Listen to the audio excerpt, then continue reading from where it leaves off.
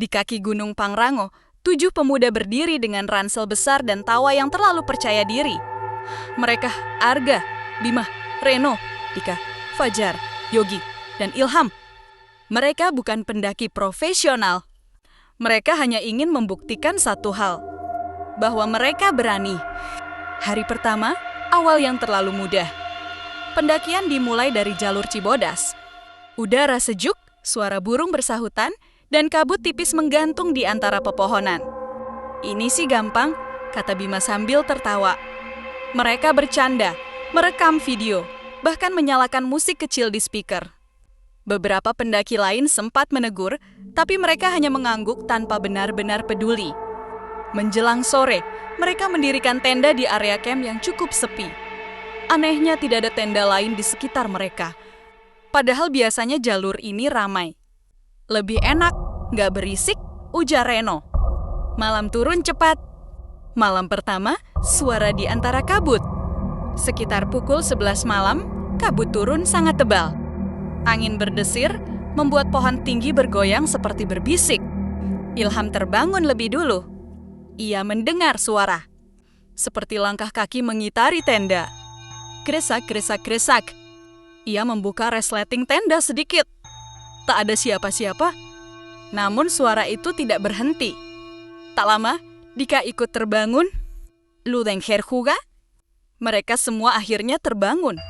Suara itu kini terdengar seperti 7 langkah. Mengitari mereka. Padahal mereka hanya 7 orang. Arga mencoba keluar dengan senter. Cahaya menembus kabut, tapi tidak menangkap apapun.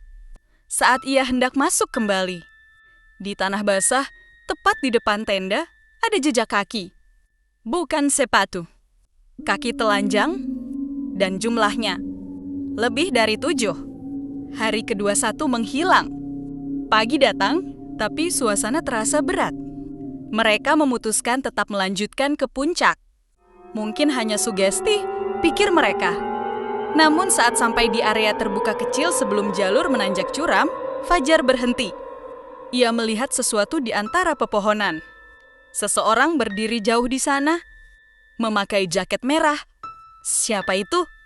Tanya Fajar. Mereka semua melihat. Sosok itu berdiri diam. Tidak bergerak. Wajahnya tak terlihat jelas. Arga berteriak, "Bang, lagi ngapain di situ?" Sosok itu perlahan masuk ke balik pohon. Reno berlari mendekat. Dan tidak pernah kembali. Pencarian yang salah. Mereka memanggil nama Reno berulang kali. Tak ada jawaban. GPS kehilangan sinyal. Kompas berputar tak menentu. Kabut turun lagi, lebih tebal dari malam sebelumnya. Tiba-tiba terdengar suara Reno. "Arga, Dika." Suaranya menggema, tapi terasa jauh dan dekat bersamaan. Mereka mengikuti suara itu. Semakin masuk ke jalur tak resmi, semakin sunyi. Hingga mereka sadar, mereka tak lagi berada di jalur pendakian. Satu persatu, Yogi mulai panik. Ia berteriak minta turun.